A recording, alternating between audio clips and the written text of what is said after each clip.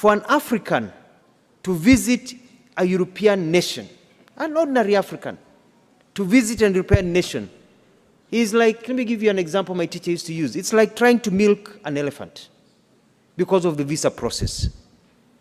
However, for a European to visit an African nation, most of our nations, it is like a walk on the beach. It's like going to have a cup of tea. But then that is not the problem. The tragedy is that now for an African to visit a fellow African within the African Union, the visa restrictions in many of our nations, among us, between our brothers and sisters, is like trying to brush the teeth of a crocodile.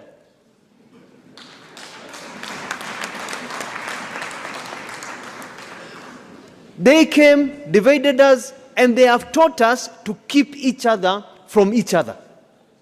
Them, they're mingling with each other and making money and growing, but they have taught us to hate each other. But for us to really enjoy the true economic benefits of the Africa Continental Free Trade Area, we need to behave like the Europeans and allow for the free movement of people and trade.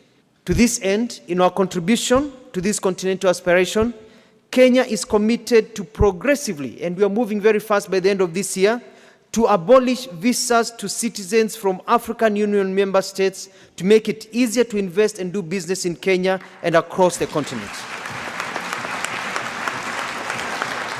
We are going to open the borders of Kenya. We do not fear our fellow Africans. Come, travel to Kenya. Live, do business in Kenya. Trade, make money in Kenya.